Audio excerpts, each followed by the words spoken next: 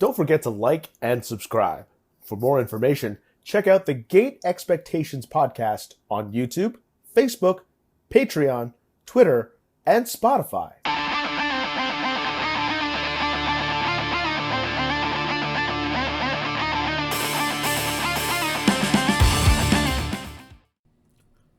Welcome, everybody, to the Gate Expectations podcast, where I bring in a weekly guest, talk all things Yu-Gi-Oh, and get to know a little more about each person I talk to.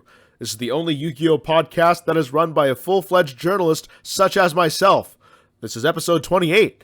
If you haven't checked it out yet, you can check out earlier podcasts with guests like Stephen Trifanowski, Jesse Cotton, Team Samurai X1, Farfa, Crush Cards, Nsimo, and many more. My guest for this week is a former national champion, UDS Invitational champion, multiple YCS topper, including 2 YCS titles, and arguably one of the best players from South America. It's Andrés Torres. Andrés, thank you so much for coming on to the podcast. Hey, hello. And Andrés, man, you've had a lot of success in the Yu-Gi-Oh world. You've had like several title wins. You're a national champion, and probably the pride of Colombia here when it comes to Yu-Gi-Oh, man. How is Yu-Gi-Oh in Colombia compared to what it is in North America? Okay, so here in Colombia it's not that competitive. Like people here play more for fun. Like they don't like to spend like a lot of money. So it's not easy for us to get the cards. Like here the game is super expensive compared to the US. So that make it like a little bit harder for us to play. So when you play in Colombia, is there a lot of at least competition when you're there, or like as you said, it's like really casual? But do you get a lot of like really good games there? Like yeah, if you go to locals, it's super casual. But when you talk about like nationals or regionals, like we always have like more than 300 players, and most of them with competitive decks. So people just try to play just competitive for the nationals, like the national season and the regionals. But for locals is super fun. And you're living right now in Bogota, is that right? Yeah, in Bogota. Yeah, in Bogota, and that's the capital city of Colombia for people who don't know. And you're there, and that's where TCG Collectibles are. I believe you're very active with them, right? Yeah, TCG Collectibles is located here in Bogota, in Colombia. Yeah, so tell me more about yourself and being involved with TCG Collectibles. All right, so we started TCG Collectibles like around 2 years ago. Most of you guys know we're in Ampulido. We start like just vending, just going to events, and after that we decide that we want to make like a new store, something new for the people in Colombia. Like this store is totally different from like the people have seen here. Yeah, we start. Then Hernan have to do some stuff himself, so he decided to sell the store to Juan Carlos, that is the new owner, and Rafa, that is his coworker. So they're like the new people that is working for TCG Collectibles, and they contact me again. They ask me if I wanna work again with TCG Collectibles. Yeah, I'm back here working with them. Okay, so are you like a staff member, or are you like are you sponsored by them? Like to be honest, I do like everything. I'm a sponsored player, but I also help in the store. Like it's like just like everyone knows TCG Collectibles and also know me, so it's like different stuff. Like I don't have like a single thing to do here. I try to help in everything that I can do. And that's always good to do. And I see you're also like really involved with their YouTube channel as well, which has a lot of you in it, because there's a lot of deck lists that you've done, because you've done really well this past year with remote duels and playing in some shops that you can.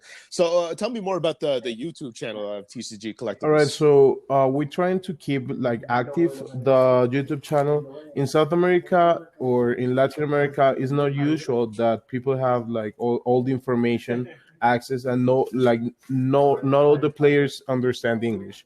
So people try to look like I don't know, Simo or Team Sam or Trif, but they don't understand them. So we try to bring like new information, competitive information, but in Spanish, so everyone can understand. So that's Mm-hmm. like the basic idea for the YouTube channel in TCG. Mm-hmm. Do you think that you've gotten like a lot more popular over the years since you started the YouTube, since you guys started the YouTube channel? Yeah, like maybe 1 year ago when I leave, like all the like the YouTube stuff stopped. So I don't know, maybe we got like 500 views for per video. Mm-hmm. But now that I'm coming back, like these 2 weeks, the YouTube has been super good. Everyone is super happy. Like the videos are Mm-hmm. getting a lot of views. So right now the YouTube channel is going like super well. Mm-hmm. And you know that there's a lot of Spanish residents in southern United States, because that borders Mexico, and you don't think that you're helping that cater to that community as well, like pretty much all Spanish communities around here who like can't speak English very well. Yeah, you know that I won the UDS and the 200 in Mexico. So we as TCG collectibles have a lot of popularity in Mexico. Like a lot of people like are on top of TCG. Like they try to always be ahead with us. So that's good. Mm-hmm. Like in Mexico, we have a lot of followers. So you've dueled in on all over the place. Like you've even dueled in my home country of Canada as well. Where I know you've topped the YCS in Niagara Falls. How's it different playing in Colombia or South America compared in Mexico compared to playing like the United States or in Canada? To be honest, it's really different. Here in South America, people love like backrow decks. They always play helmet decks. It's super hard. If you try to make a deck for the US, it's not gonna work here. Like if you play with maybe 10, 12 hand traps, you're gonna lose for sure in South America. Most of the people here play backrow decks like Inspector Borders, Fossils, Banishers, Necro Value, all that stuff because it's super cheap. So now, as TCG Collectibles, what we are trying to do is try to make the people get more competitive. We are trying to like lower the prices of the cards, trying to make the people have easier access. Like here in South America, we use Troll and Toad as a reference. We don't use TCG players, so Troll and Toad is super expensive compared to TCG. So the idea for TCG Collectibles now is try to like make all the people in South America in general try to get like easier access to the cards so they can play like more competitive. And this Bogota is a really large city. I think it's like about like 7 million people in it. Yeah, Is it's there really is there big. a lot of like places? Yeah, is there a lot of places to play for Yu-Gi-Oh in Colombia? In Bogota, we have five official stores, but in Colombia Mm-hmm. in total, we have around 15. Like for a small Mm-hmm. country, 15 is like a really good number. Mm-hmm. So, like, how do you help like grow the community in Colombia for Yu-Gi-Oh? Okay, usually what I do is just try to go to like at least one per month to any store outside of Bogota. I try to bring them cards. I always when I go to United States to any event, I try to bring the most generic cards that I can, like a ton of Ash, Nibiru, that like all the staples. And then I try to go like I don't know Medellin, Cali, each city to try to like bring them the cards. And like I never try to sell it for the most. I try to always lower the Mm-hmm. price so everyone can get the cards. Mm-hmm. So, like, what kind of cards would, for example, would be like really difficult for someone in Colombia to get, as opposed to what we could get in North Like America? right now, if you're trying to get maybe the Drytron deck, it's really hard because the Mm-hmm. COVID here in Colombia, like most of the stores are closed right now. So people that are Mm-hmm. trying to play remote duels, they don't have access to Drytron decks or the virtual war deck. Like the most play decks right now are super hard to find here. But that's the Mm-hmm. idea. Like I always try to go to the US and bring all those cards to here. And how often do you go back between Colombia and the United States? Usually each time there is a new set. Like now there is Blazing Vortex. I'm going next week, and each Mm-hmm. time we get a new set, I try to go to find at least like 10 cores of the new decks and just bring them to Colombia. Oh, that's a really nice thing that you're doing there. That you're kind of like trying to bring a lot more like competition into Colombia, because it really changes it really changes the atmosphere. It really changes how like stores and the people that play there look at the game, because I'm sure that do you get a lot of people that like want to travel to play Yu-Gi-Oh in Colombia but they can't? Yeah, the thing is, like for us in Colombia, the get the visa to the US is super hard. Like I don't have that problem because not that many people know, but I was born in Miami. I'm from Florida, so I don't have problems to go back and forth. But for people in Colombia, it's super hard to get the visa. So we only get four YCSs at like per year in South America, and traveling South America is super expensive. It's more expensive go to any country in South America than to go to the US. So it's not easy for people here in Colombia. Like the basic salary is no more than $300. There is Oh wow. so if you have to spend like 150 in three novas, you're like, how are you gonna live? So that's the issue here. That the game is super expensive for like the people that is playing, and Yu-Gi-Oh is for like people that is in the school, university. So it's hard to get the cards. So that's what we are trying to do. Like just bring it here. Like if there is any remote event, we try to just let them use the cards without buying, and just we get like the packs entry or something like that. Do people get a lot of does your store get a lot of donations or anything like that for cards for a lot of people who can't play the game or at all? Do you do anything like that? What we do is try to do like free remote duels with the prize support, and we always try to make the people like play competitive. So we don't give them the boosters. What we try to do is like I don't know, if you won 5 tournaments, you have $50 in credit, so you can get a Nova, or you can get Dragoon, or any like competitive cards that you're missing.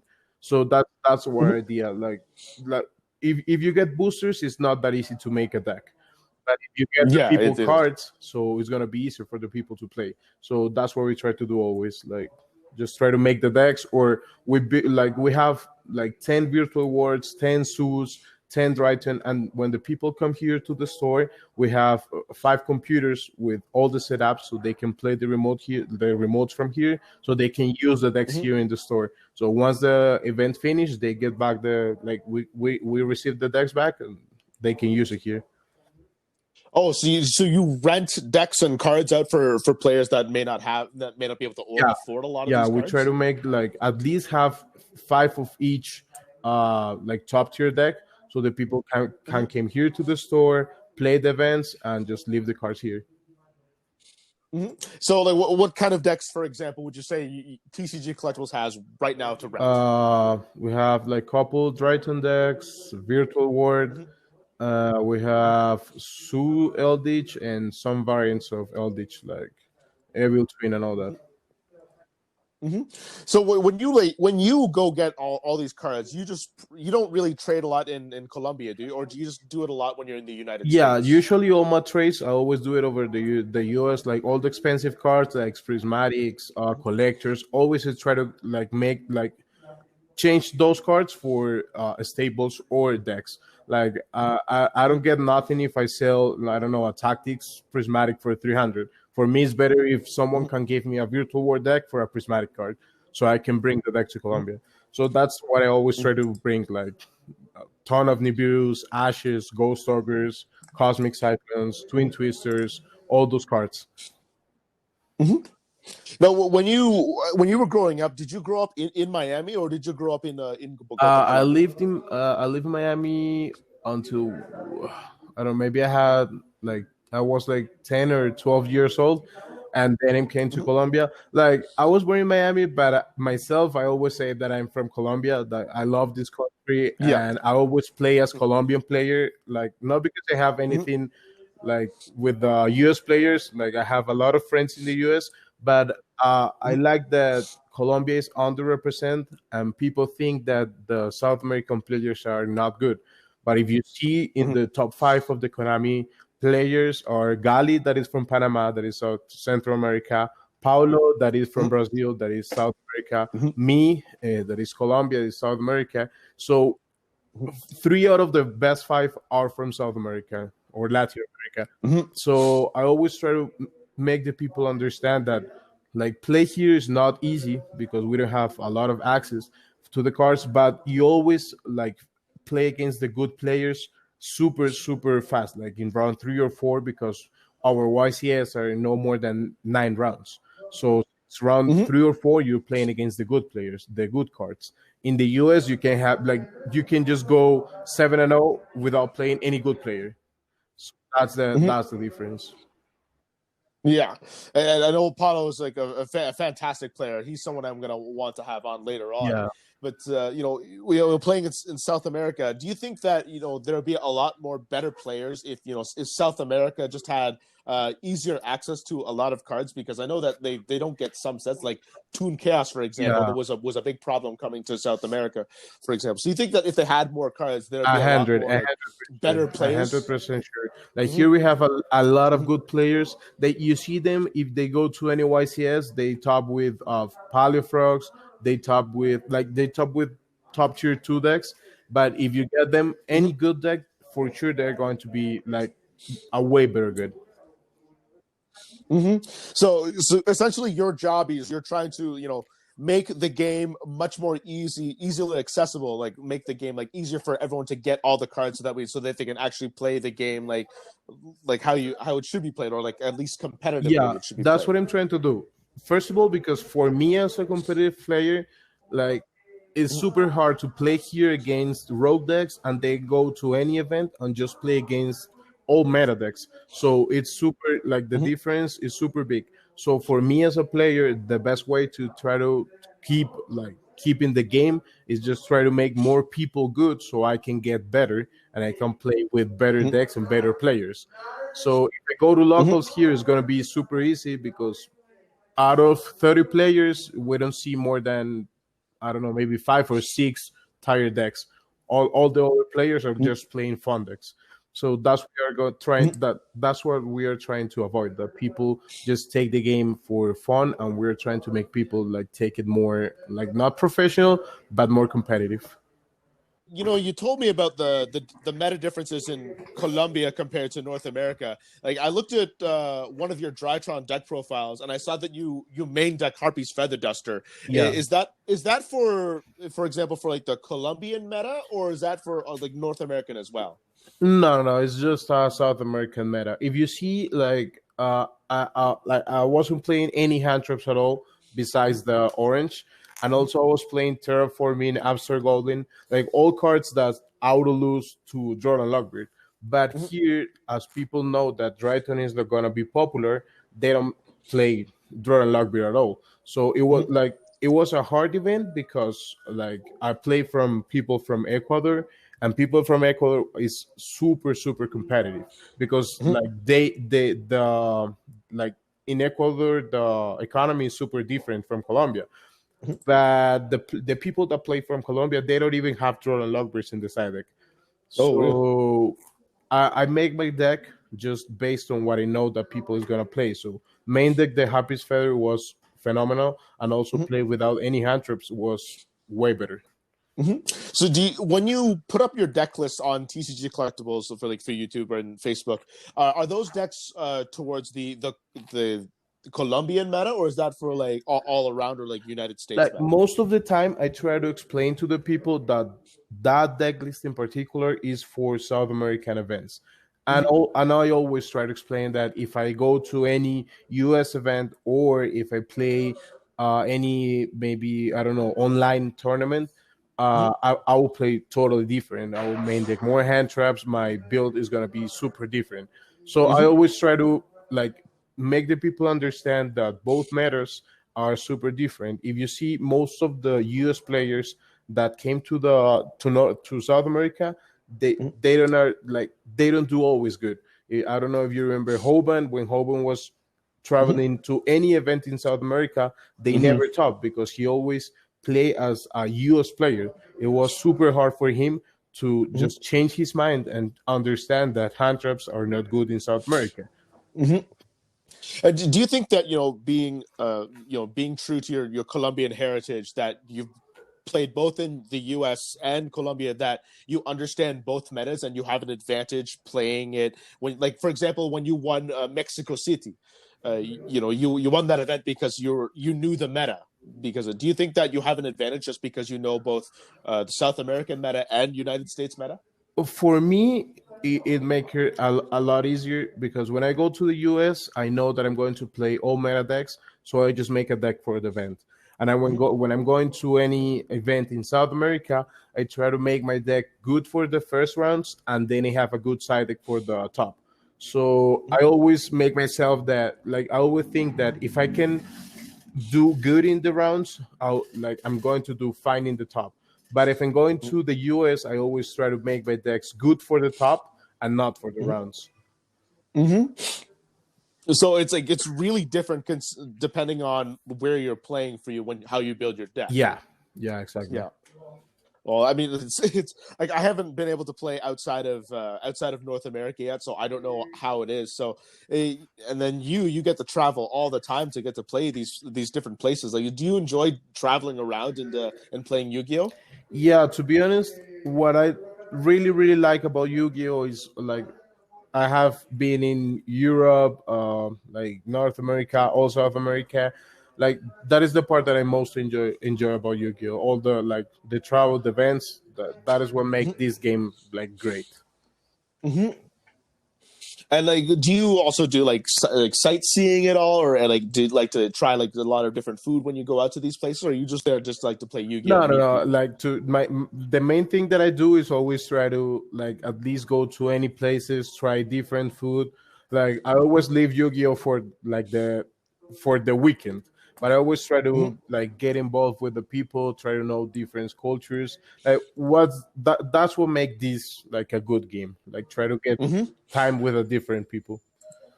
Yeah, because Colombia is not really a multicultural country, is it? No, no, no, no, no. Here, no. Like No.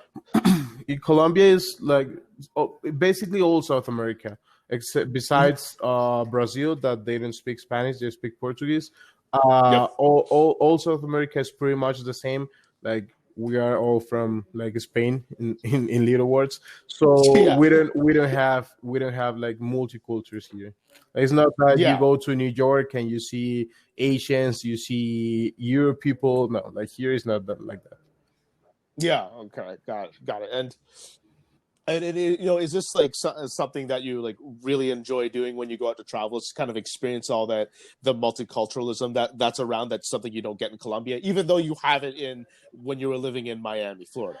Yeah, like always, what I think is that if you go into any place, like Yu-Gi-Oh is the last thing that you have to be aware. Like Yu-Gi-Oh, you can play Yu-Gi-Oh all days. You can go to any store and play. But when you have the opportunity to go to any like to a different place, country, city, state, like I think that you have to try to learn about that place, like go to new places because at the end when you start like when you leave Yu-Gi-Oh, when you quit Yu-Gi-Oh, like what you get with you is all the experience that you get from all the travels. So each time that I go to any different place, like I don't like to be honest, I don't test that much. I don't play like until 4 or 5 a.m. the day before the events. I always try to go outside, eat, go to new places, and like that's what I enjoy, to be honest. Yeah, and that's one of my favorite things when I go out to travel too. Is that I like to embrace the culture and like I love food. I love eating food, so that's always something I always want to try. Like for example, if I ever come to Colombia for some reason and I want to go like eat there, like I want to try like authentic Colombian food, like just even like everyday food, whatever. I want that. Like that's one of the favorite things that I love doing when I go to travel. Yeah, if you ask Billy and Jackie when they came here to the YCS like 2 years ago, like they try Yep. to eat like everything. Colombia have one of the most like delicious food that you're gonna find in South America, and like they go out to for the breakfast, for the lunch, for the dinner. They always ask like what we can eat. Like if you're staying for a week here, I'm pretty sure that each day you can eat something different. Well, what are some of your? I know I'm going off topic, but what are some of your favorite Colombian foods? My favorite one is bandeja paisa. It's it's a plate from Medellin that is like the second city from Colombia. Like that's the one that I most enjoy. What is that exactly? Is rice with egg with pork, and also meat and beans. But like it's not just like the food, it's like the history beside like the history in that food. So that's what make that plate super good. Is that considered like commoner food, like everyday food, or is that like Not like, not that or is that not like every day luxury? because it's super heavy in calories. So like not everyone eat like what we eat regular is just like rice and like meat and maybe potatoes, something like that. That's the regular food here in Colombia. Okay, just it's very very simple Yeah, food super then. simple. But if Very you try simple. to go to like any place trying to get Colombian food, you can ask for the bandeja paisa or ajiaco. That is the representative from Bogota. Like those maybe are the most representative from Colombia. Bandeja paisa and ajiaco. So you said that Billy Brake and Jackie, they said they came over to Colombia. What event was that for? I was YCS Bogota in 2018. And did you notice a lot of other like people from North America that came over from that event? Uh, it was Barrett Keys won a YCS here in Colombia, 2016. Jarrell Winston, Pro Winston was here also. It was a lot of players here from the US, but the only one that made good it was Billy Brake because it's Billy Brake. But the other people, like they said, it's super hard to play here because you bring your deck as a US player, and first round they start normal summon Banisher set 4, then Fossil Dyna set 4, or Inspector Borders. So it's super different for two. Yeah, yeah, and that's it's kind of the reason why you have like Harpy's Yeah. Feathers in your Drytron deck right now. Yeah, that's the main reason. And also Yeah, the yeah, purple herald is the same because the traps like they love trap decks here. yeah. I mean, it's also built too in North America where we have like one purple light in our Drytron decks right now because they're like trap decks are a lot more now in North America. Hmm. Like we see like the Eldritch decks are running it now, and then we might see because there's a whole lot of them running around, and like any kind of variant that runs it. Like with Dogmatica, you see Yeah, that as well. So like traps are like there. right now trap decks are getting super popular because the Eldritch variants because like it's most of I think it's the best trap deck that I've ever seen. Yeah, just because like it keeps Yeah, recycling like and itself now and it's super it doesn't cheap. run out of It's super resources. super cheap with the Yeah, reprint of the Golden Lord. Like that deck is no more yeah. than $200. So Yeah, it's so easy to get now, and which is really good for a lot of people yeah. who couldn't get Golden Mm-hmm. Lords. Yeah, and like and it was really tough for me to get Golden Lords at the time because like when the Yeah. COVID-19 pandemic happened, like all our stores closed. What's that situation like right now in Colombia when it comes to card stores? Right now, most of the stores are closed, but the difference with TCG Collectibles is that we also have a website, so we sell cards all over South America. So we are closed as a store, but we keep selling cards. Also, we have the option that people can pick up at the store, or we are doing delivery. So like we're trying to get the access for the people, and also we get like a local team that we are trying to make them better. So those are the only players that we have allowed to come to the store so they can use the computers and all the remote setup that we have here from them. And you guys are still running remote duel tournaments right now Yeah, for we trying to do it. We're trying to do at least 2 or 3 per week. We're doing it for free because we want the people like try to get involved into the remote duel stuff. What happened is that here in Colombia, most of the players are like players that have been playing for 10 years, 12 years. So it's not easy to get that people now in the computer to play when they have been playing for more than 10 years. So that people says always like, no, I'm not going to play remote duels. I prefer the like play in person. And we understand, like I love of course to go to events. I love to play like face to face, but I always Yeah. like let them know if you want to play competitive that like this is the only way that we have to do it right now, and we have to do it. Like maybe in 6 months, in 1 year, we can go to events like once again. But for now, I think that maybe nationals are gonna be remote, and we don't know if maybe Worlds is gonna be remote. So for now, Yeah. this is what we have. So I always try to let like just get them involved into like the remote environment. Also because like we as a store, we have to like work together with Konami, and is if Konami is doing this, like this is what we have to do.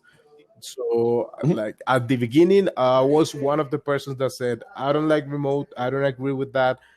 But right now, like 1 year later, I said like, okay, that's what we have. Let's just do it.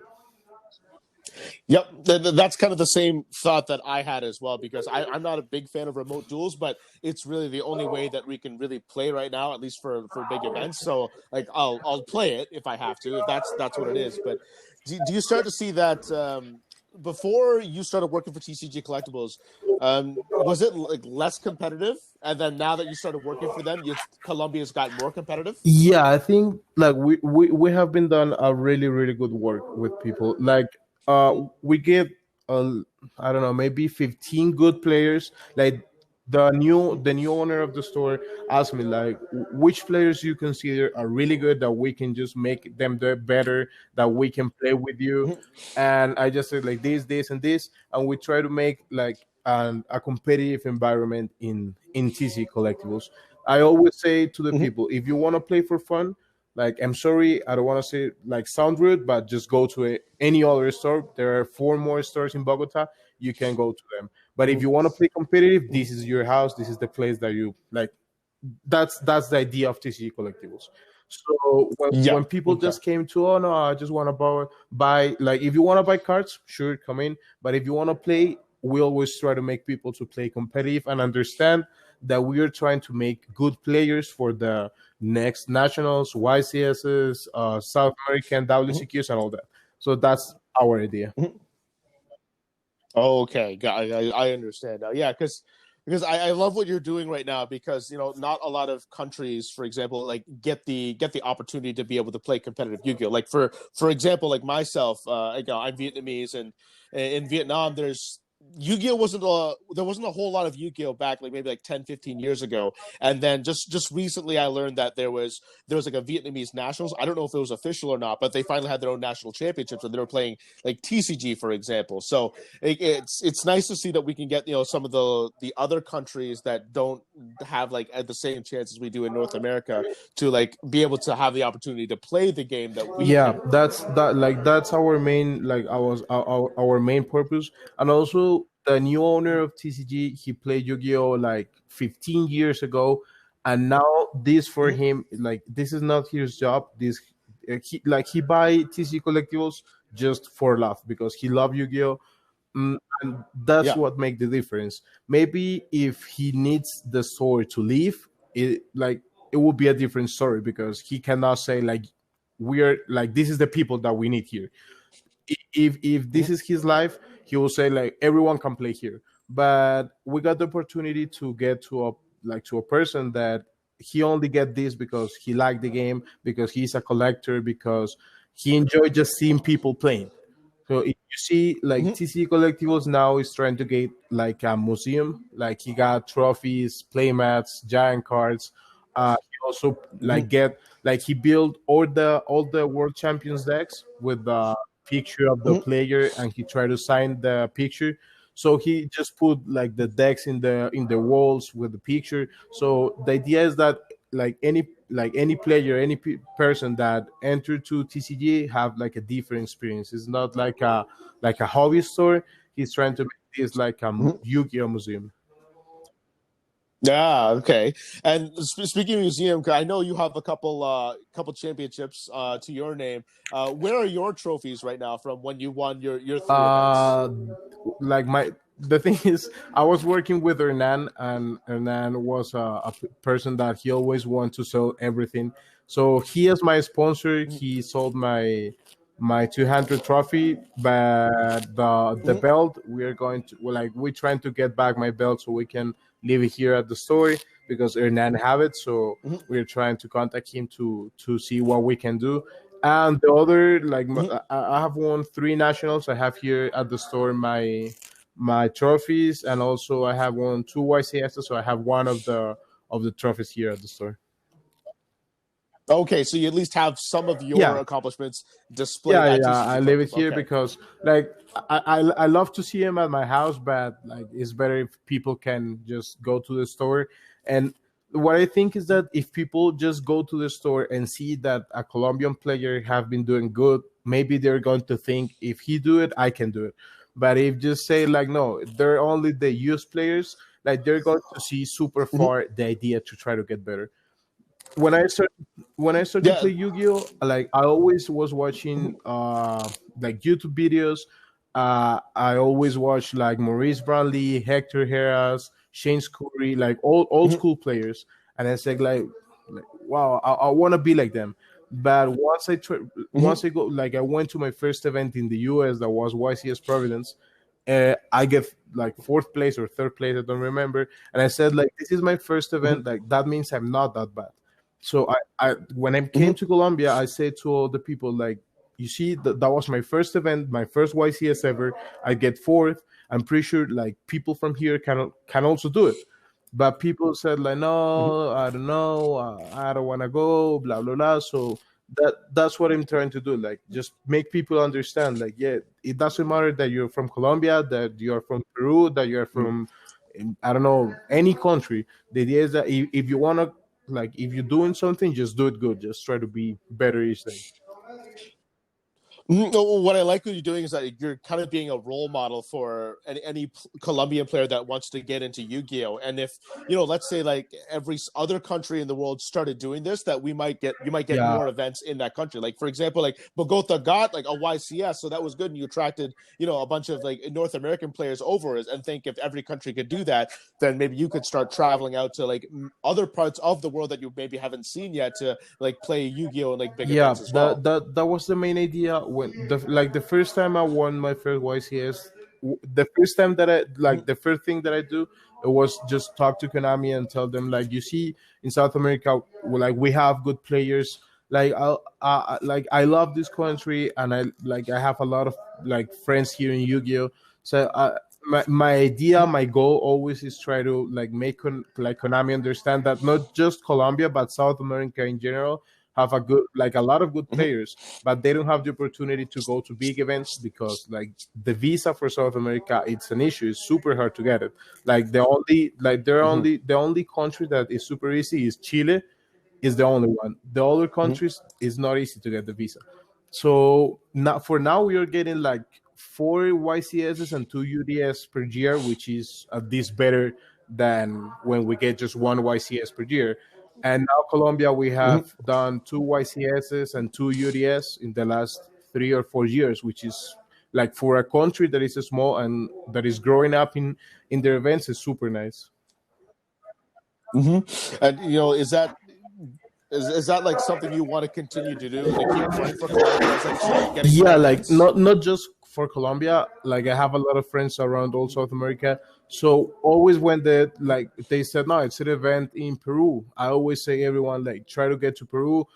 Like we as TC Collectibles make like events, just giving tickets for the first place so we can get at least 3 or 4 players from Colombia, because it's not that easy to Mhm. travel. Like a ticket from Colombia to Chile is like 700, or Colombia to Mhm. Peru is like 500. But if you go inside in the US, it's 150, 100.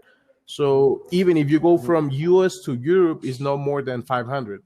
But it's more expensive go to like to Europe, like it's more expensive go to any South American country than go to US. So I'm trying to Mhm. like each time that I can, I just talk to like any Karami person to that I found, just trying to get more events in South America. More than a player, I think that I'm trying to sound like a like ambassador, embassy, like the Yeah, ambassador, ambassador. so Yeah. that go Yeah. and try to make good, so they see like if one player from South America is coming and he's winning, maybe there are more good players in South America.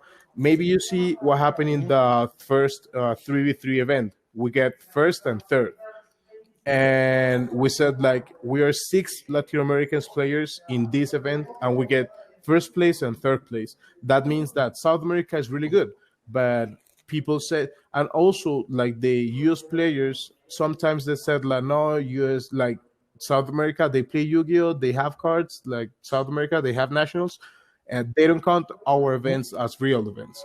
But they don't know that here there are like a lot of good players, but they don't have the opportunity to just travel to the events because it's super expensive. Yeah, I don't know if you remember way back when we had, I think it was a Shonen Jump Championship in Hawaii, if you remember, if you recall Yeah. that.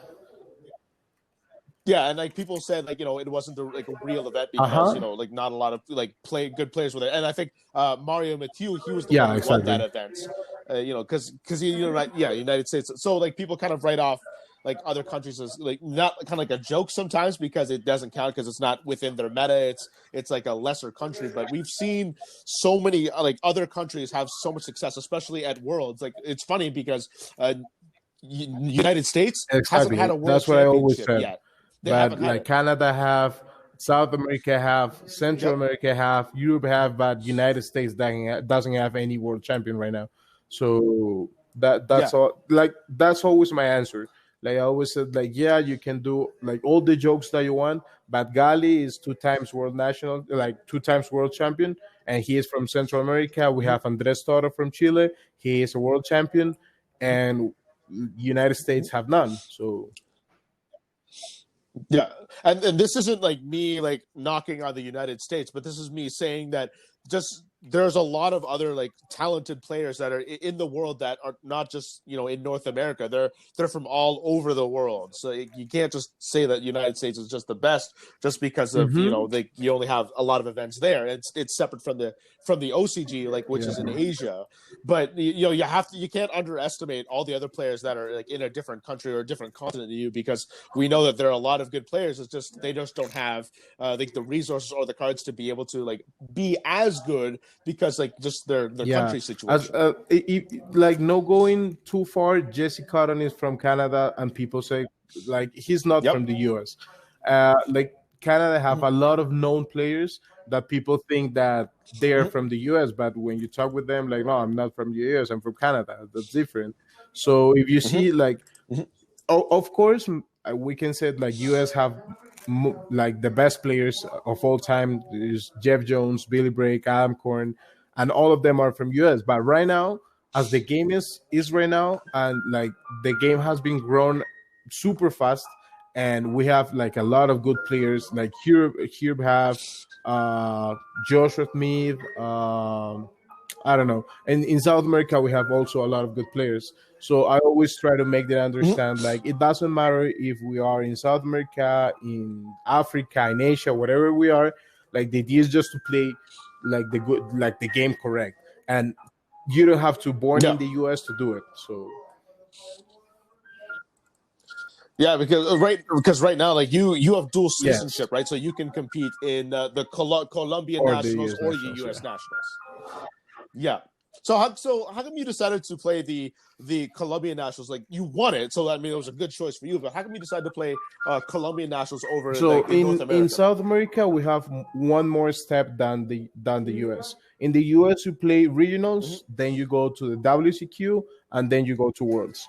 In South America, we play regionals, then we play nationals, and in nationals we get the invite to the WCQ, and then in the WCQ we go to Worlds. So in South America, what we have to do is play nationals because it's the only way to get the invite to the WCQ, and the WCQ gives like only one invite to Worlds. That is super Yeah. hard for us to go to Worlds. If you play in the US, you have to play to make top eight, and in the top eight you have like two lives. You can just win and go to the Worlds, or you can lose and play one more time to go to Worlds. Like here is totally different. You have to won the event, and after like before that, you have to get your invite in nationals. So regionals get your invite to nationals, and nationals get your invites to the WCQ. So that make like one more event that you have to play so you can try to go to Worlds.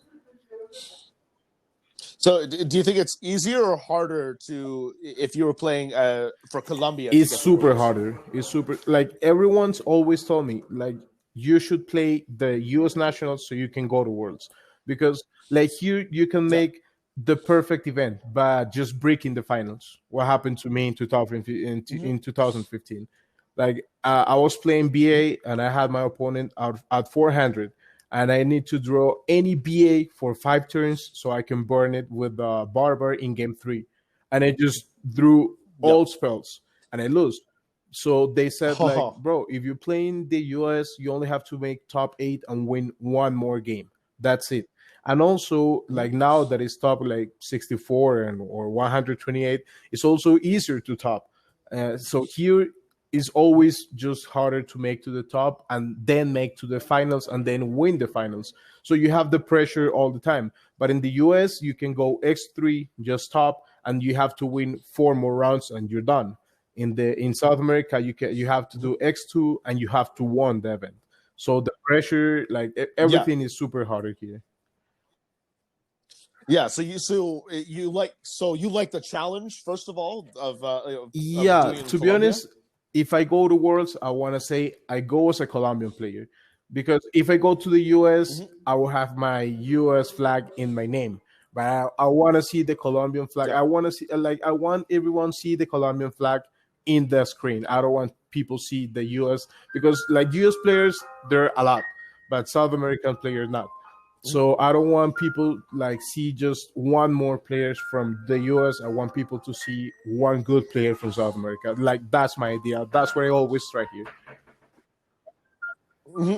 And not to mention that you said that you want to be like an ambassador for Colombian Yu-Gi-Oh, so it'd be a lot better for you to promote Yu-Gi-Oh in Colombia by being as a Exactly. Colombian representative for Worlds Exactly. instead of That's being that's my US. idea. Yeah. Because to be honest, I always think about it, and I said like, God, I want to play like Worlds.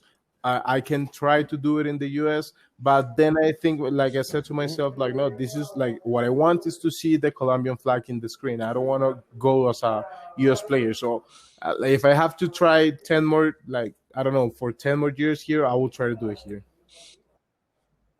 Hmm.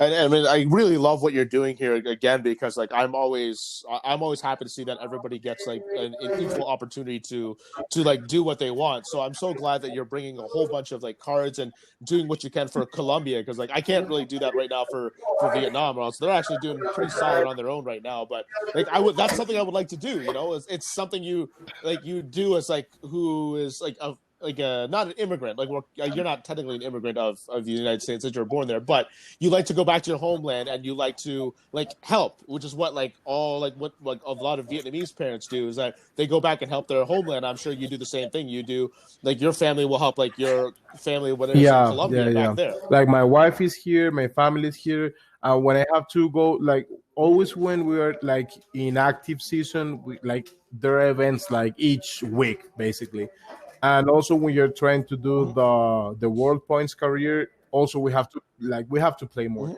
So, but my wife is super Yeah. nice in that aspect. She always said like, I want you to go to World. So if you have to just go to the US for 6 months, just do it. Try to get your invite. Mhm. Then we were going to have time for Mhm. us. But and she'll like she really likes that I always try to like help people here. Like I'm not the kind of Mhm. player that no, I'm good. I don't want to talk to you. No, I'm good. I play with like Yeah. noobs or new players. No, like if someone just texts Mhm. me, I will help. A lot of people just always ask me like, I'm going to play this. What do you think? Blah blah blah. I always try to help. Like, of course, I cannot do it with everyone because like some people just text at 3 a.m. But I Mhm. always like I'm open always to help the people. Just try to make them better. Just try to like if they want an event, I always want the people said like I want this event because we play correct. I hate the people that said like yeah Mhm. I misplayed but I won. I hate that. So I like Oh, the really? people. If I have to lose, but I can say I lose, but I make the like the right decision, it's better for me than said, yeah, I Mhm. won because I made a misplay and my opponent doesn't expect that. So I always try to Mhm. like change the mind of the people, and there is like that is something that is in the culture in South America. Like people here always try to do like stuff like they don't care about the other things. Like if they have to do something to win, they do it. So I would think like it's Mhm. better if you just have yourself in a position that you think that you do what is correct, and no matter the result, like if you lose, okay, it's fine, you can win always. But I don't like people that is always trying to do like whatever they can to win. So I always explain to people, like if you go into an event, you have to be prepared to lose. You can, like, if you win all the event, it's super nice, but if you lose, it's also good. Like it's a card game. So I always try to Yeah. make the people like think different, that they understand that it's better to play correct and lose that playing correct, and then lose 5 events because you thought that what you did was right. So Yeah, I like that thought, because if you keep playing, like if you keep doing the misplays and still win, like you're going to keep doing it. Your body might say like, let's do it again and again. And then all of a sudden your body's going to think you're going to play this way, keep playing this way, this form. And then you'll start to exactly. lose more than you think. You might just get lucky. Yeah, you might get lucky at one point in time. But if you program yourself to play that way, you're going to get worse and worse and not really like get yourself out of like playing the proper way. Like sometimes you get lucky because it's a card game. That's what happens. But So it doesn't that's what work I'm all the trying time. to like avoid here, and try to like change the mentality of the players, because they always said like, no, I made this misplay, but at the end he made a worse misplay, so I won. But maybe if you don't make that misplay, you have won like 3 turns early. So that's what I'm trying always to do with people. Like we're doing coaches, like TC Collectibles are trying to do like something similar to Dual Academy, but we are doing it super cheap. Like we Yeah. we are like charging like $10 or $15, because we know like $15 is like maybe lunch for 3 days in South America. So we Yeah. understand that we don't want to get like rich with this. We're trying to do it to help the people, but like it's time, it's our knowledge, so we have to like not ask for millions, but we think like $10 or $15 is super cheap to for the opportunity to learn. Like we don't want people to just ask how to play this deck, and we give them a deck list and just do it. Now we have like we want to do is just explain and make the people understand what we're like, why those cards are in the deck, or why you don't play this, or why you play this card. So that's like the principal idea of the coaches that we're doing.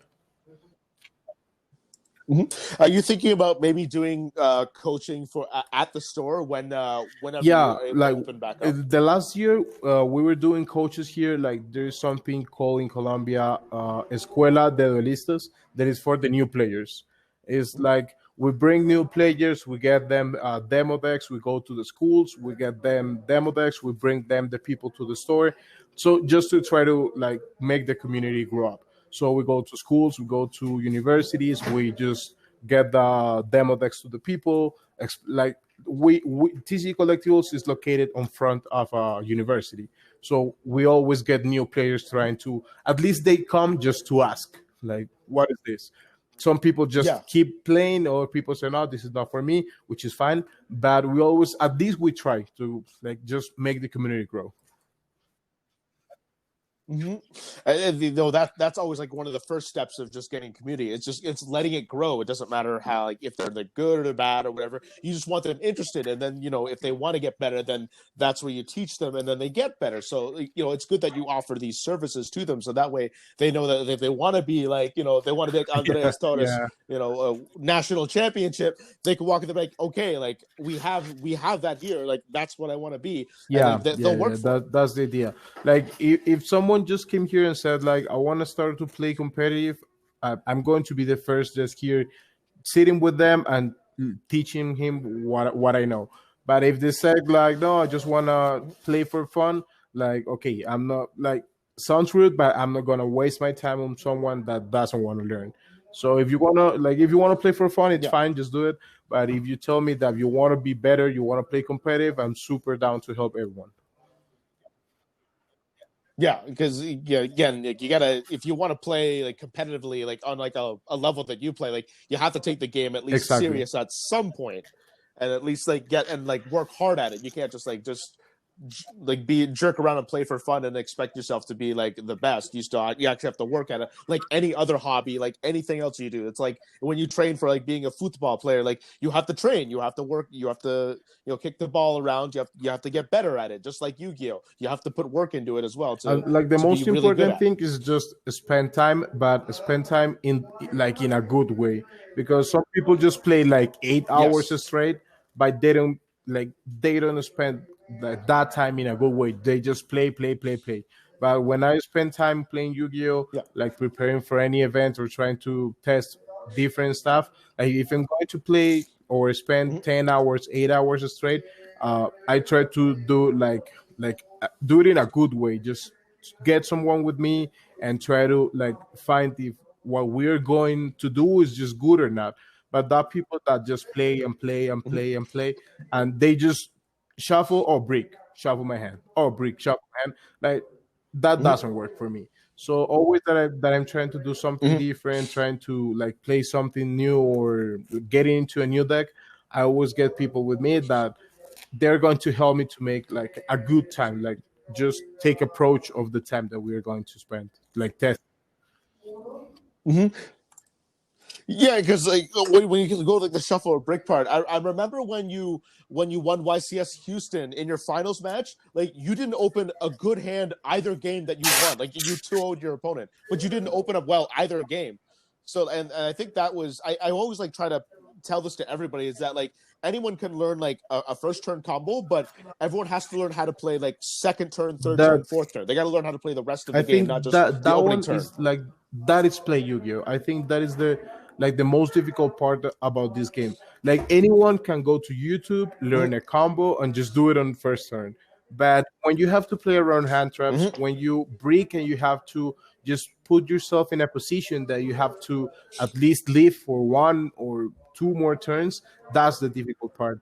When you break Yeah. and like you don't get yourself into I break and you just smash the cards into the table, because it's not your opponent fault. Like most of the times he's just cutting your deck and you can do anything about that. So in those like I remember because that was my first one. That YCS, I'm like, and also I had the mistake of the monkey board, so it wasn't easy to just like keep myself into the game. Like I got I Yeah. was 6-0, and in round seven I was playing a mirror match, and then they checked me, and they said like, no, you cannot use the monkey board. So I said like, okay, it's round six now, it's round seven. I have to win at least three more rounds. Like I'm pretty sure I can do it.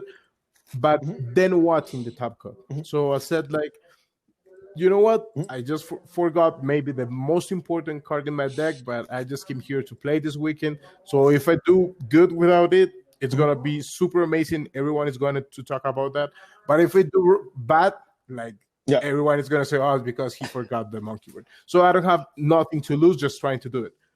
And then in the finals, when I opened, like just setting and pass, I said, like, God, it's impossible. Like, how I'm going to just go all the way the event without losing, without the monkey word to the finals, just to lose because I break. But just I said like, okay, I've been in this position testing a lot of times, so just try to know how is the best way just to at least get one or two more turns, how I'm going to make him think that I have a good hand or something. So that kind of stuff is like the real test, not because just testing doing combos is super Yes. easy, like everyone can do it. But in those Yeah. situations where you have to stay like calm, just don't try to let your opponent know that you're in a bad position. Like the best game that helped me to do that is Magic. I also play Magic. I really like that game because it gives me Yep. like that attitude that if I don't have lands, I'm just chilling, just talking everything, just trying to make him think that I'm good. So all that stuff, I try to bring it to Yu-Gi-Oh, and in those positions, I said like, okay, if I lose, it's whatever. So I don't try to get mad. I don't try to scream or just to smash my cards. I just try to stay like it's one more turn what I have what I need or something like that. I just try to talk my opponent. Maybe they think like, oh, I'm trying to kill him right now, but maybe they can't. So that kind of stuff. Mm-hmm. So, what was your feeling that when you actually won YCS Houston, that when you did it without monkey board for like the second half of To be the honest, it event? was amazing. Like when I was to the last, like I won 10-0, and in the last round, I said like, no, I don't Yep. want to play the last round because I don't want everyone in the top knows that I don't have the monkey board. But in that time, Desmond Johnson was playing for PPG. So he started screaming like, "Oh, Andres is undefeated without the monkey board!" Oh, so I said like, "No, this cannot be possible." Like right now, everyone knows that I don't have the monkey bird. So I go to the top 32. They you're the guy without the monkey bird. Yes, I am. Then top 16. Oh, I'm glad you played without monkey bird. Yeah, it's gonna be easy. Then top 8. Oh, you're the guy without the and until the finals he won because the guy that get to the finals he was about to lose in semifinals, but Yeah. Lagunes got a DQ, so the guy just go to the finals. Like the only thing that Lagunes have to do was Yeah. change batteries to attack mode and attack, and he lose. And then he said like, "Well, this is my lucky day. Lagunes got the Q in semifinals, but I was going to lose, and now you don't have monkey board, so I have all the advantage in the mirror match." I said like, "Yeah, maybe it's your lucky day. Yeah. Maybe it's gonna be mine. So let's see." When I break, I said like, "Yeah, this is his lucky day," and then he break too. So I said like, "Wow, this is like that. That's what make the game super nice. That like."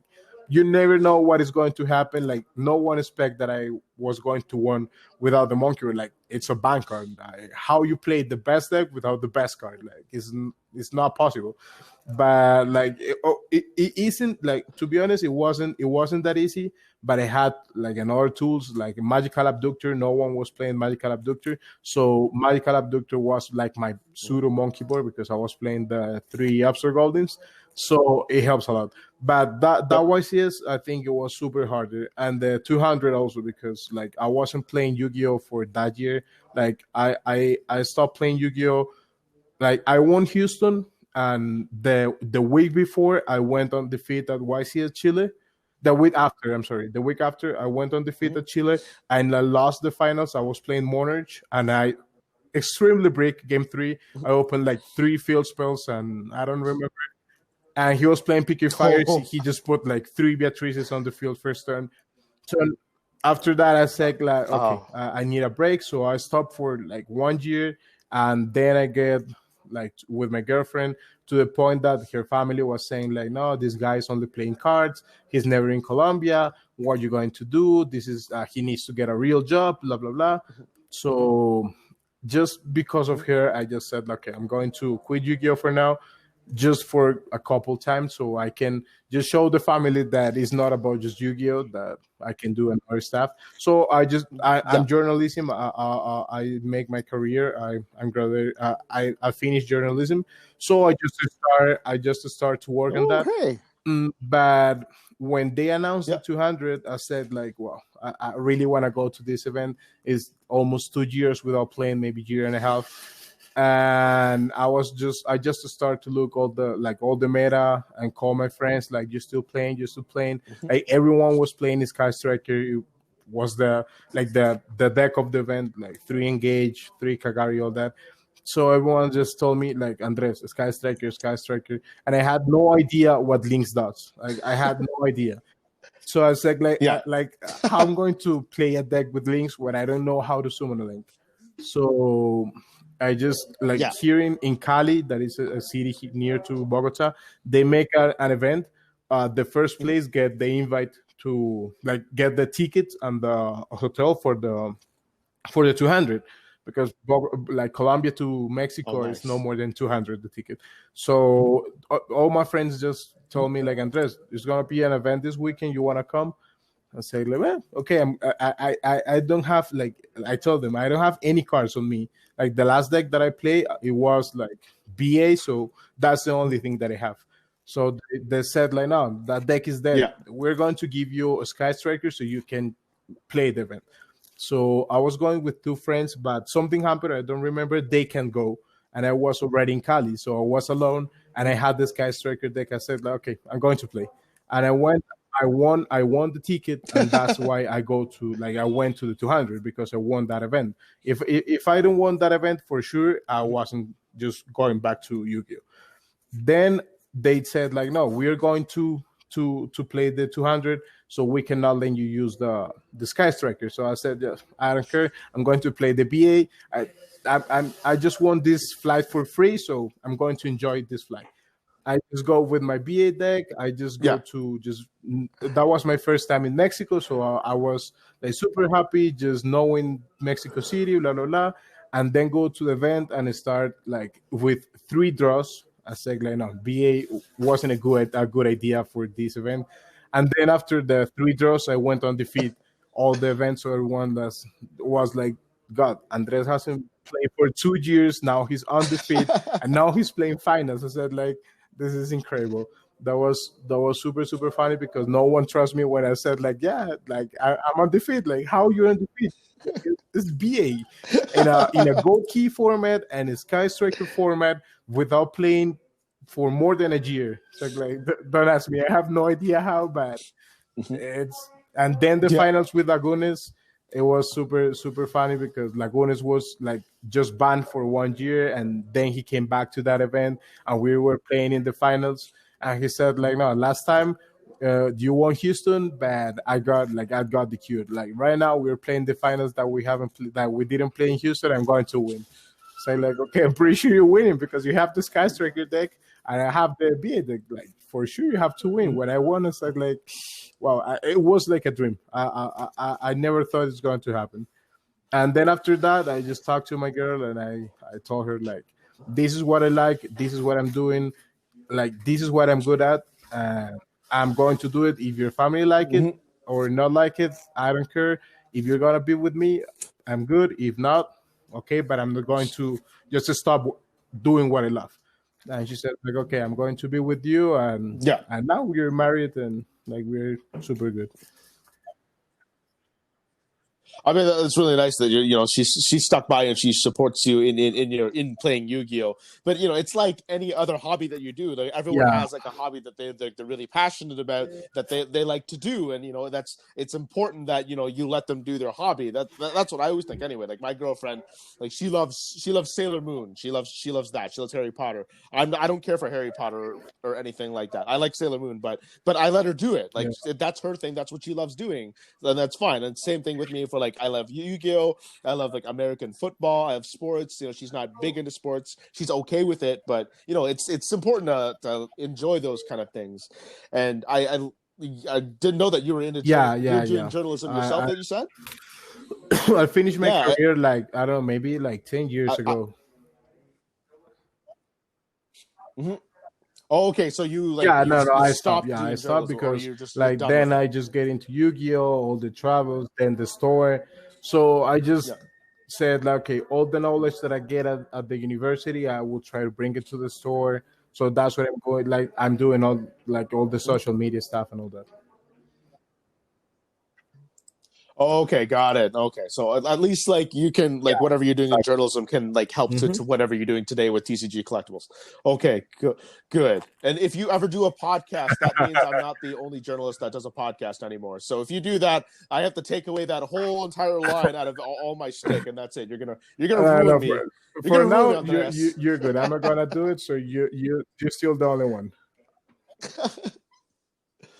Hey, but I'm saying like if you do one, I mean you can absolutely do one for Yeah, Colombia, because I'm sure we there's trying in the room for a to market to get do one. involved into that area for the like just try to do something in Spanish because it's not easy. Like we don't like this that you're doing is super nice, and we don't have this in South America. Like no one is doing this in Latin America. So maybe later we are going to do something like this. Just try to get the known players in South America, like Hispanic players, so people can know them. Yep. Because something that happened is that most of the good players in South America, like no people know them. Like if you ask people, you're gonna see that in the US, maybe half of the players know Andres Torres, but the other half is who is Andres Torres? He is not from here. like we don't know them. So what we're trying to do is Yeah. just make at least like Latin American players know they have good players, so they can start not just thinking, "Oh, want to be like the US player." They maybe kind of start by thinking, "I want to be like this Hispanic player that is an hour away from me." So that's our idea. Mhm. Yeah, because for example, like Paulo, for example, like not a lot of people Exactly. heard of who Paulo Gonçalves is, but he's a fantastic player, and like he's Yeah. started to join Duelist Academy now too. So he's like really getting up there with the North American meta now. He's starting to become more mainstream. So it's really good to kind of get these players that we don't know of, like really get them into the spotlight, so we kind of know more of them and kind of learn from them. Because again, like I'm pretty sure if learning from you, if you and I sat down and we took like an hour or two just to learn about Yu-Gi-Oh, I'm sure I'm going to come out there like a much better player than I already am now, even though I think I'm fairly good. But like we need these kind of people to help us out. We need people that help us like get better, because there's a lot of people who don't know Mhm. what they're doing to or how to get better, Yeah, for example. So this that's is why we have like this. that's the idea, because just think you're good without challenge yourself is like, yeah, you can say that you're the best Mhm. one, but how you know that you're the best one if you don't even try to just share some of your experience with the other people? Maybe there are any other player that Mhm. just need a little bit more to be more than you, and if you can help him, Yeah. it's gonna be super nice. Like, it's not the idea that I'm gonna be like, I just want to be Andres Torres and I don't want anyone in South America to be good. No, I want more people to be good, because that is going to Yeah. make me like it's going to make Andres a better player, because with more players, with more good players, Yes. I have to be better than them. So that's the idea. I don't want to play Yes. and people said like, oh, you're good because no one is good in South America. No, I want to people said you're good because there are another 10 good players and you are the best of all them. Yes. I absolutely agree with you on this, because like for example, like I'm one of the top players on my own local, but like I don't want to say I'm the best ever, but like I'm one of the best in my local. But I need to get better as well, so I need to make other players around me better too, so that way like when they learn more and they might learn something that I may not learn, and then they bring that back to me, and then I learn it's how I get better as well. Like for example, I've only topped one YCS, but I topped it because I was training one friend to play the Yu-Gi-Oh game, and then like after a couple of years, he got really good and got better than me, and then he taught me how to play the game a little better, and then I topped that one YCS because I learned from him. So I think it's really Yeah. important that we get other people to learn how to play the game to be better, because it also teaches yourself as well. So I'm sure that if you like teach other people, they can help teach you back like down the road and make Andrés Torres an Exactly. even better Like, if player you than what have he a already is better now. environment to Yeah. play and test, it's gonna be better for you. So that's what I'm trying to do here, Yes. because like I always just wanna like challenge myself. So I'm pretty sure if I get more good players here in South America, in Colombia, or in general, I'm going to be better. So that's my main idea here. Yeah, and of course, of course, again, when you get more people who are involved with the game that want to get better at the game, and then they'll attract more and more people to get into it, and then it just keeps Exactly, growing from exactly. there, just like any other community. Yeah, so I'm glad that you're like offering like these kind of like these professional services and like really being an ambassador for Colombia to get better, because I'd also like to see that in my home country of Vietnam. Like I would love to see like that get better. So if ever I go back to Vietnam and say like I would love to play in a local for like a day or two while I'm there, and like I see that these players are getting really good, they're getting much better, and they can maybe take the world stage. Like that's what I want to see as well. Like I would love to see like a Vietnamese world champion just as much as you Exactly. would love to see like a Colombian world champion. It's just like that. Yeah. So I love that what you're doing right now is growing the game in Colombia, and I hope that like every other country like adapts that doesn't have a lot of Yu-Gi-Oh already, that kind of like adapts your method at least and gets themselves better, because this is what I want to see.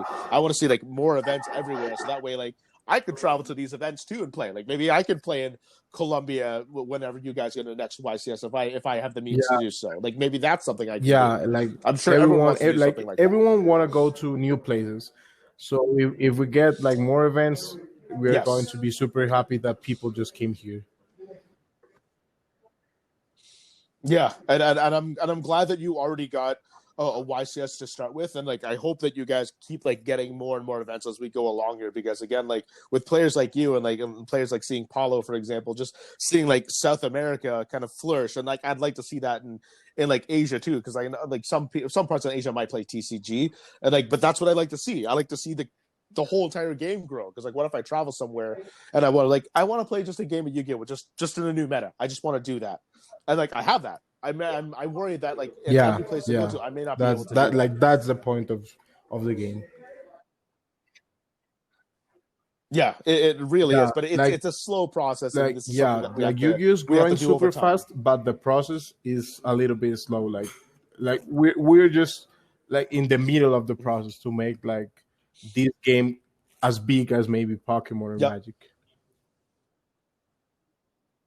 Now, moving over to some of the success that you've had how in the United States, I've seen lately that you've been playing some like pro play invitationals and whatnot. I've seen your deck list like crazy, and you're just topping and like winning events with like Yeah. so many different decks. Like it's hard for even me to keep track of. Like for example, like your Chaos Thunder deck. Like I replicated it myself just to play it, and I have a lot of fun playing it right now. It's sitting on my desk as we speak. That deck, and then you've done it with like Evil Twins. Like you're playing with Drytrons as well, and it's like and you're seeing so much success now in pro play tours. Like how do you like have all the cards to Yeah, be able to so at like to do TCG, this for like we open yourself? a lot of cases, so we get access to all the decks. So I always try to like anyone can tell me like this deck is super bad, and yeah, maybe it's right, but I always try to just Mm-hmm. do it by myself to be sure that the deck is that bad, because Mm-hmm. sometimes people just take a deck, read the cards, and say like, no, this is trash. Like it could happen, but sometimes people have like decks have a lot of Mm-hmm. potential. Like I always try to play different stuff just just to I don't know, maybe make the people understand that you don't need like millions to try to make good. That you can start with something cheap, but if you do it right, if you play it right, you can win with the deck. So sometimes the people say like, no, no, no, I have Ignister. I top original with Ignister. So I tell them like, okay, let's try to do it. I'm going to take the deck. I will show you that if you play the deck correct, maybe you're not going to win, but you can top an event. So I just bring the deck and I show him like you see like if you see the things correct, if you play right, if you know the meta, you can do it.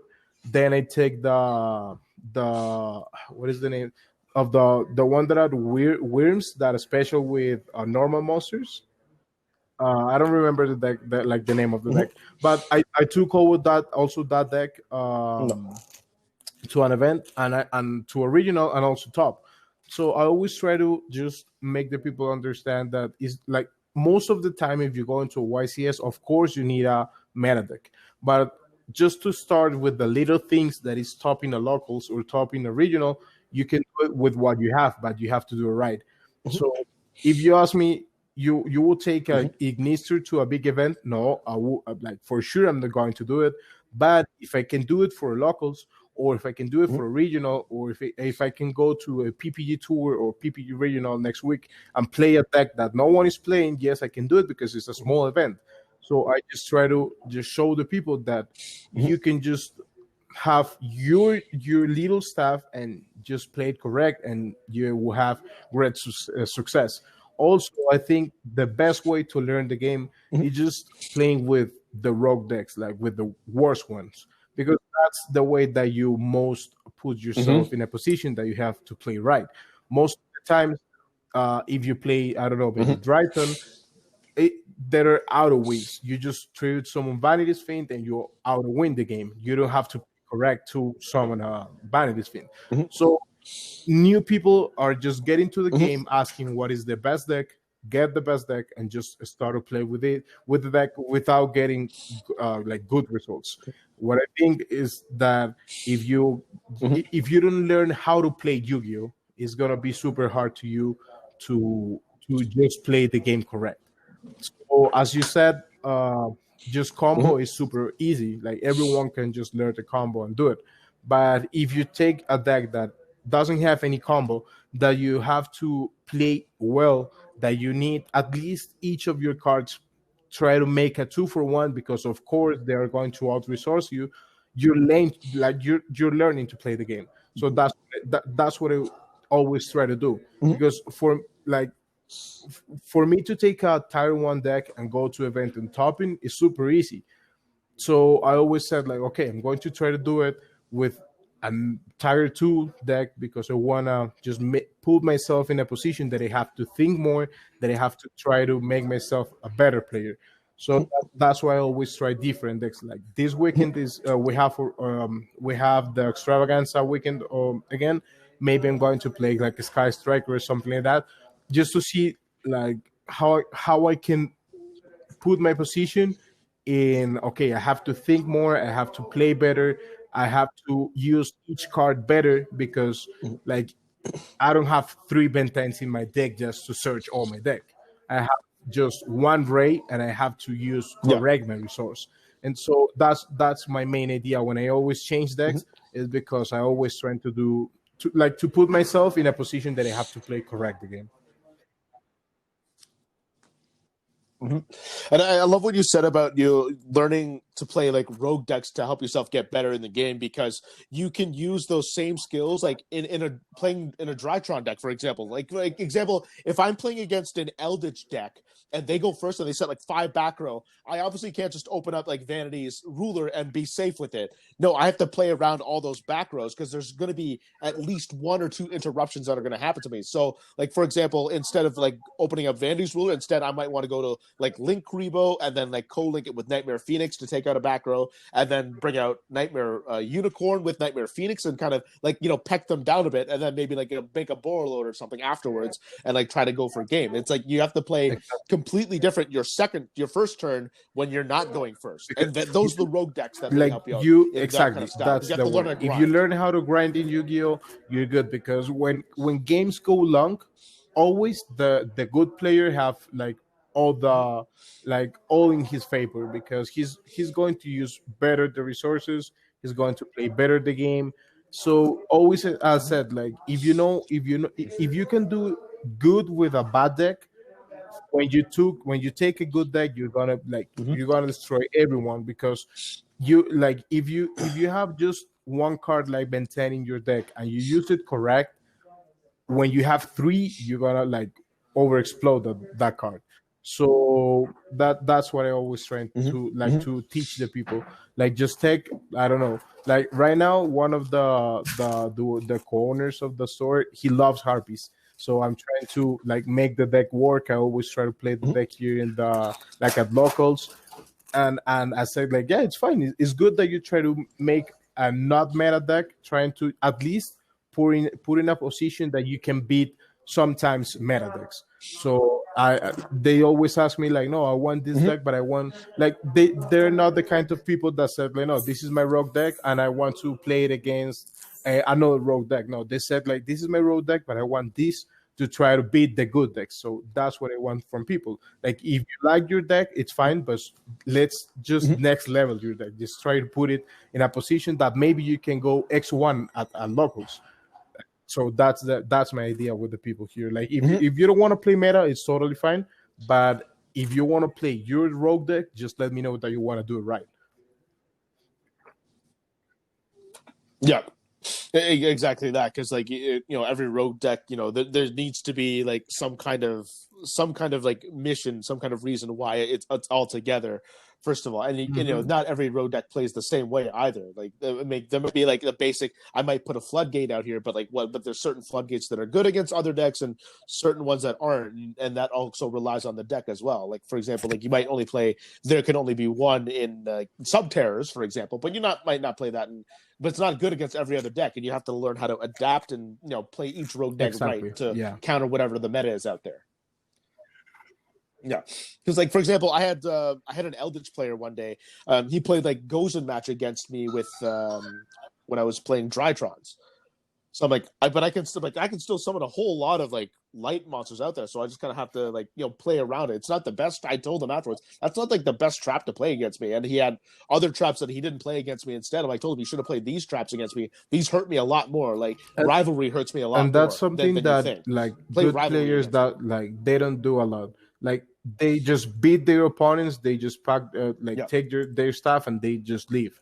But what I usually do is like if I don't Yeah. know, maybe I see misplays and I know that maybe he play a card wrong. At the end, I told him like, yo, if you play this and this in this way, maybe you will beat me or you will be in a better position. Like if you play this card correct, maybe I don't want in one turn. Maybe it will take me 2 or 3 more turns. Like we don't know what your top decks are going to be, so maybe the game can be longer. So I always try to explain people, like some people take it like in a right way, like they say, oh thank you. Some people say that, don't teach me, I know how to play.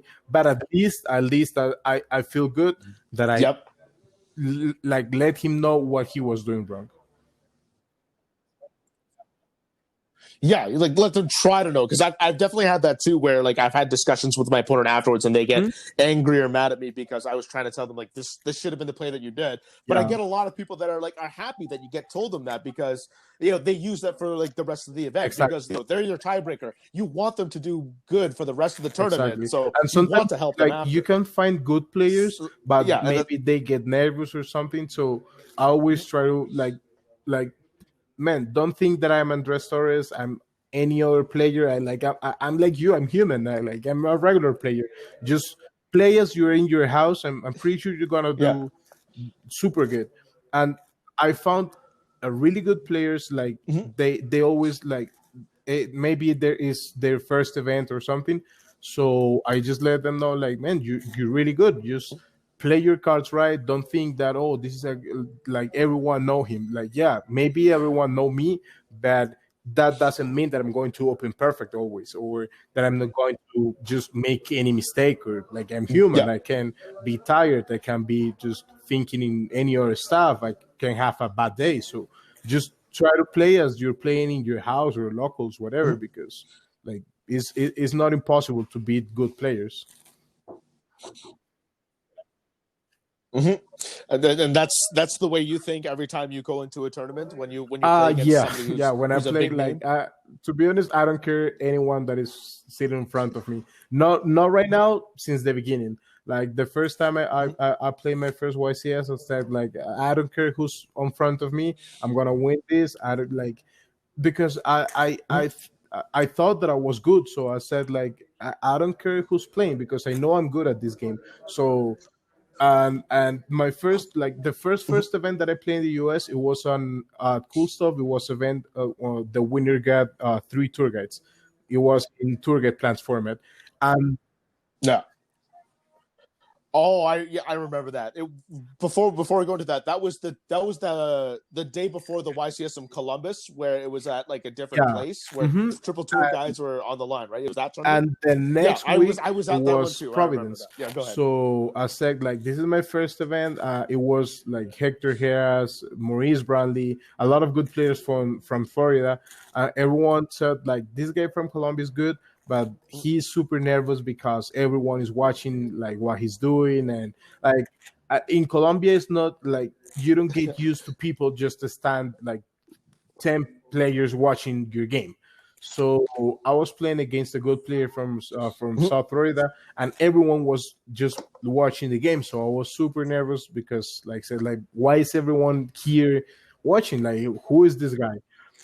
And at the end of the event, I said like, okay, it doesn't matter who is playing because I don't care about that. I just care about just play right my cards. So I always try to say that to the new players, like it could be Hoban, it could be Jeff Jones, Billy Brake, Andres, Jesse, Gali. You don't care about who is in front of you. You care about you make your right place. Just Mm-hmm. care about make your right place because any mistake that you make is gonna open a window from him to just take advantage of that.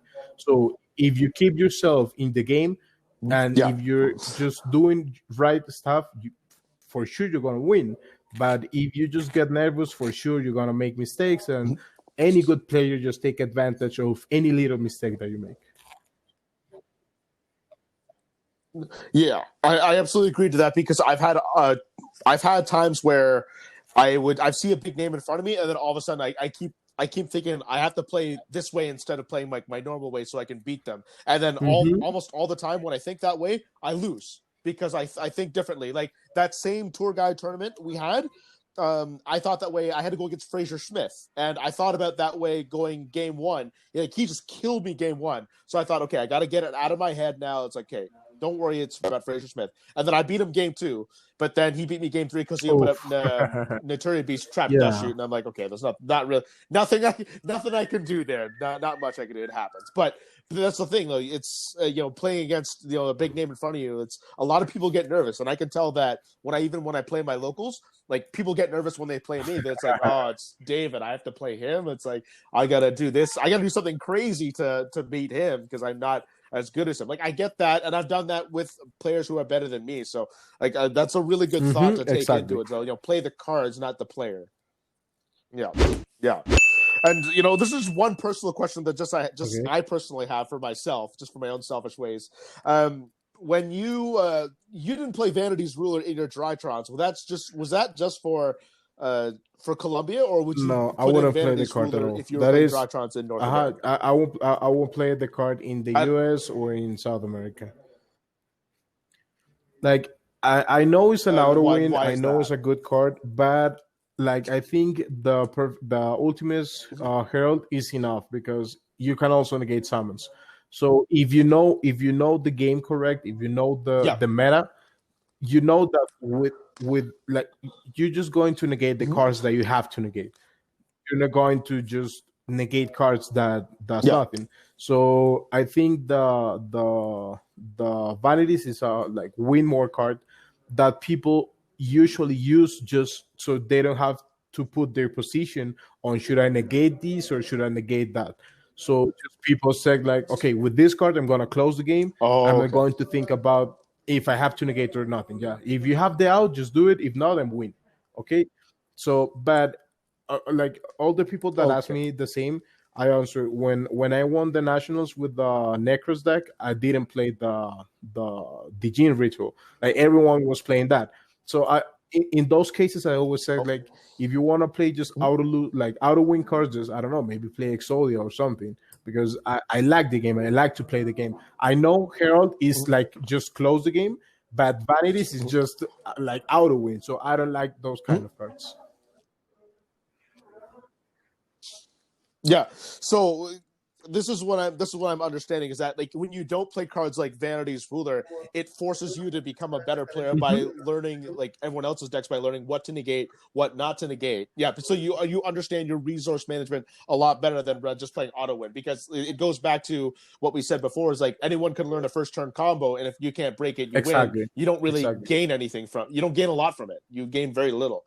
But if you take out the Vanity's Ruler, then you learn, okay, this is what I have to stop, and this is how I have to get better. So that way, like when I play against other people, and like I don't have Hmm. Herald of Ultimateness, but I have another way to And take care of that card, and then this is how I sometimes take if care you of it, went on and like I can do Herald it without Herald of and Ultimateness. Vanities, if you didn't open like super good, sometimes you Yeah. don't have Eva and Herald. Like sometimes if they hand trap you, you only get on one or Yeah. two fairies in your hand. So in that case, if they droplet you, for sure they're going to just go where the board. Yeah. So I for me it's better to end on three fairies in hand with Eva and make sure that I'm going to add two more than just have the vanity ruler and just pray they don't play Yeah. droplet or they don't play star ruler no more. Because if they just droplet or ruler my herald, I still Mhm. have the Eva and the orange, so I can negate the exact card that I need to negate. Then I add two Yep. more. I negate again, so they have to run over two Ah. negations, and they have to kill the herald. And after that, they have to Mhm. make a board. If they don't make a board, I have Ah. all Drytons in graveyard, so I can start playing again. So it's like if you open with vanity, Yep. like it is the same because if they droplet you, you only have maybe one negate, Mhm. and one negate is not enough these days. But if you open just with the herald, you have two negates, and Yes. also you have a 3K body on the field. So they have to kill the herald. They have to make a board because the next turn you're gonna special all Drytons and just kill them. So I don't think that, like, vanity is good, of course, it's an auto win, but I don't think it's necessary. Like, it's a win more card. Yeah, so because that Herald of Ultimate also is kind of like its own like pseudo. You just negate the special pseudo summon that you vanities, have like to negate. it floodgates itself. You negate the Seals, you negate the I don't know. You negate the exact card that you need to negate. Like, you don't have to be the best Yu-Gi-Oh player to know that, okay, if he attack with Burbo and then he go into Seals, he's gonna just blow my field. So just negate the summon of the XYZ and that's it. Yeah. Got it. And then not to mention too is that like you said, if you negate Herald of Ultimateness with the Droplet, because a lot of those cards are out right now. A lot of people are using Droplet right now for it. Like, you have that backup with both Lights and an Eva Engrave, so you can still stop their plays, and then you can still keep going and play Drytrons as normal. Sorry. For, always the what I'm next trying turns. to do is just explain in terms of numbers to the people. So if they don't hand trap me, I open Herald with 3 fairies. And they have 6 cards. If they Droplet, now they have 4. In those 4, they need at least 3 super explosive cards, because if they play the first one, of course I'm going to negate it. If they play like a soft card, I'm not going to negate it. If they play another good card, I'm going to negate it. They only have 1 more card in hand. They need that card to be absolutely good, so they can run over the Herald and or kill me or make a board. So if you open Droplet plus the discard and absolutely good 3 cards, like, there's nothing I can do, even with the Vanity Spin or Vanity Order. So that's what I always think, like, in terms of numbers, it's better for me to have Herald, because I'm going to play with my 5 negations to your 6 cards, than have Vanity. I only have 1 or 2 negations to your 5 or 6 cards. Yeah, because having the Herald out is much better in the worst case scenario. Because if it gets negated with Droplet, you still have like 1 or 2 negates in your hand easily. Where if you stop Ruler, you might have 1 or maybe 0 negates. Because I've had many hands where I've had Ruler on the board, but I've had like no negates in my hand. So I have to like hope that they can't take out my Ruler, or it's like I'm in trouble. And I like that thought. Now I'm probably going to take out Vanity's Rule out of my deck now that you've told me all this, because I've never thought of it like that before. So I'm really glad you put that perspective out of me, because that's something I never thought about, even considered. And now that you put it out of me, it's like, this is probably good, because like I'm not very good with the meta right now, because I haven't played a whole lot since the whole pandemic COVID-19 happened. So like I need to get myself more familiar with every single deck. Like I'm still like struggling a little bit with the Eldritch deck. Trap decks are super hard understand that deck. Like, it's not easy to play against trap decks. Yeah. So then when you taught me that, it's like, well, okay, that's it. Well, I might take out Vandy's Ruler just so I can learn the meta a lot more and be better with it now that you told me that. So thank you for telling me that. I appreciate it. So, man, Andres, man, I had a blast talking to you with this. Thank you so much for coming on to the podcast. I was really happy to have you on finally. Any shout outs you want to mention before we go? A really good job here in South America, and we are trying to expand to North America. So yeah, TC Collectibles right now is my house. So yeah, that's my big shout out, and also to you that just take this time to talk with me. Absolutely, man. Of course, I had to have you on, man. I've always respected you as a player. I always love watching you play. I love watching all your deck lists, man. And I'm really glad that I was able to get you onto this podcast and really learned a lot more about you that I never thought I did before. So thank you once again for coming onto my podcast. And everyone for out there, all the links will be in the description below for TCG Collectibles, Andrés Torres' new home. Man, I really appreciate it. And Andrés, thank you so much for coming on.